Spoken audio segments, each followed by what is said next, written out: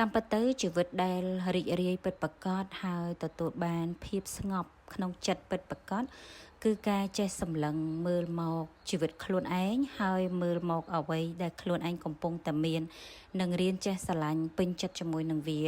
ព្រោះអ្វីដែលយើងកំពុងតែមានអ្វីដែលយើងមានជាក់ស្ដែងនៅពេលនេះបើសិនជាយើងស្រឡាញ់ពេញចិត្តចំពោះវាគឺយើងនឹងអាចទទួលបាននៅអ្វីផ្សេងទៀតជាច្រើនដែលយើងប្រាថ្នាចង់បានហើយបើមែនទែនទៅ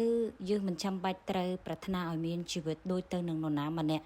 នោះទេពីព្រោះអ្វីដែលយើងបានឃើញពីជីវិតរបស់នរណាម្នាក់ដែលគេបានបង្ហាញឲ្យយើងឃើញវាគឺជាផ្នែកម្ខាងប៉ុន្តែនៅផ្នែកម្ខាងទៀតយើងអត់ដឹងថា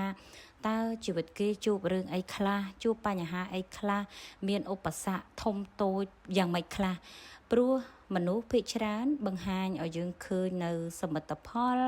ឬក៏បង្ហាញឲ្យយើងឃើញនៅចំណុចវិជ្ជមានបង្ហាញឲ្យយើងឃើញអ្វីល្អល្អ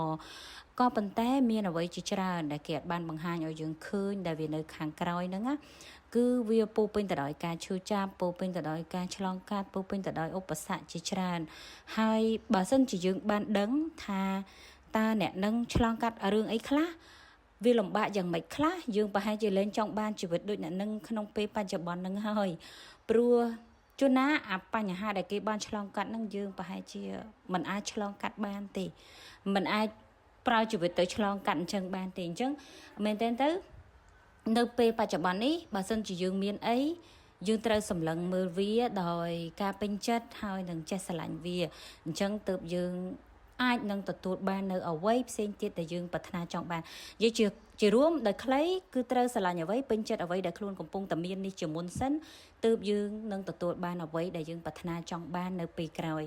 ចាព្រោះបើសិនជាបច្ចុប្បន្នយើងចេះតែប្រៀបធៀប